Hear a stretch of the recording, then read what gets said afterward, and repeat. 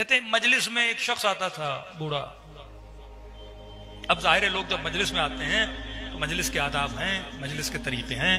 مجلس میں آنے کا مطلب یہ ہے کہ بندہ باادب ہو کے بیٹھے، غور کے ساتھ سنے، صلوات کا ذکر ہے، اس کے بعد ماتم ہے، عزاداری ہے، پھر گریے کے آداب ہیں کہ امام حسین پہ کس طرح گریہ کیا جائے، آنکھوں سے آنسوؤں کا نکلنا یا گریے، جو بھی ہے مجلس کے آداب ہے. اب ایک کلچر ایران اور عراق میں ہے، ہمارے یہاں بہت برا مانا جاتا ہے اور وہاں ان کا کلچر ہے کہ ہمارے یہاں مجلس جب شروع ہوتی ہے تو ہر ایکٹیویٹی بند ہو جاتی ہے، پورا فوکس خطیب کی طرف، خطیب کی باتوں کی طرف، مصائب امام حسین کی طرف. لیکن آپ ایران و عراق جائیں گے، وہاں مجلس ہوتی ہے تو مجلس کے بیچ میں چائے بھی چل رہی ہوتی ہے، یا خطیب صاحب مجلس پڑھ رہے ہیں اور گوشے کناروں میں لوگ ٹیک لگا کے بیٹھے ہیں اور مولا حسین کی چائے کی نیاز بھی جو قہوہ دیتے ہیں وہ چلتا ہے. تو کہتے ہیں مجلس ہو رہی تھی، ایک شخص مجلس میں آیا اور اس کی روٹین تھی وہ ڈیلی آتا اور آ کے چائے پیتا. اب جب چائے پیتا اپنا مجلس سنتا. چلو بھائی چائے پی لی تو مجلس کے آخر میں ماتم کر لو، نہیں. گریہ کر لو، نہیں. آیا 3-4 کپ چائے کے پیے اور مجلس اٹھ کے چلا گیا. شیخ عبداللہ کہتے ہیں یہ بات مجھے بڑی بری لگی، زیادہ بھی مجلس کے خلاف ہے کہ مجلس میں آئے ہو کم از کم گریہ کرو، ماتم کرو، توجہ سے سنو، 4 صلواتیں پڑھو. یہ کیا ہوا کہ آپ مجلس میں آئے اور آپ نے چائے پی اور آپ مجلس سے نکل گئے. کہتے ہیں میں نے کہا نہیں لیکن دل میں برا ضرور مانا. صدام آیا، ہم کہتے ہیں عراق سے ایران چلے گئے، ایران میں پھر مجلس میں بپا. کہتے ہیں 1.5 سال کے بعد مجھے مجلس میں وہی بندہ نظر آیا جو عراق میں نجف میں مجلس سننے آتا تھا. میں نے کہا شاید بدل گیا ہو، لیکن یہاں پر بھی اس کی یہی روٹین تھی. مجلس شروع ہوئی اور اس نے چائے پینا شروع کی اور 3-4 کپ پیے اور پھر نکل گیا. میں نے کہا بندے خدا، نہ وہاں پہ سدھرا نہ یہاں پہ سدھرا، وہی کام ہے اس کے.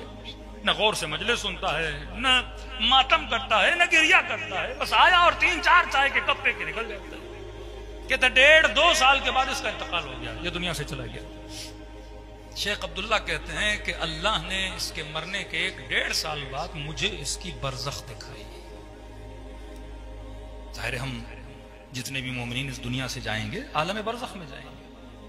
برزخ میں 2 وادیاں ہیں، وادی السلام اور وادی برہوت. وادی السلام سلامتی کی وادی، وادی برہوت جہاں پہ لوگوں کو عذاب دیا جائے گا. کہتے ہیں اللہ نے مجھے اس کی برزخ دکھائی. نہ رشتہ دار ہے نہ کچھ، کیونکہ اس کے ذہن میں اس مومن کے لیے خیال تھا جو برا خیال تھا، یہ چائے پینے والا ہے، اس کو کیا اجر ملے گا، یہ جنت میں تھوڑی جائے گا، یہ تو شاید توہین مجلس کر رہا ہے، نہ گریہ نہ ماتم نہ سن رہا ہے، آیا چائے پی کے چلا گیا. کہ اللہ نے جان بوجھ کے مجھے اس کی برزخ دکھائی. شیخ عبداللہ کہتے ہیں میں نے دیکھا کہ برزخ کے باغوں میں سے ایک باغ میں بیٹھا ہوا ہے. پریشان ہوا.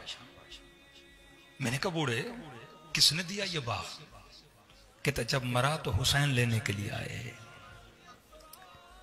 اور مجھے کہا کہ یہ باغ لے، ابھی چھوٹا ہے، ابھی یہاں پہ رہ، عالم قیامت میں تجھے اور بڑا باغ عطا کیا جائے گا. میں نے کہا کہ بوڑھے میں نے تو چائے کے علاوہ تجھے اور کچھ کرتے ہوئے نہیں دیکھا، تو صرف مجلس امام حسین میں چائے پینے آتا تھا اور تم نے کیا کیا؟ کہ یہ کہا تو غصہ ہو گیا. اس نے کہا شیخ چائے تو گھر میں بھی تھی. شیخ چائے تو میرے گھر میں بھی تھی، میں مجلس حسین میں چائے پینے نہیں حسین کی چائے پینے کے لیے آتا تھا.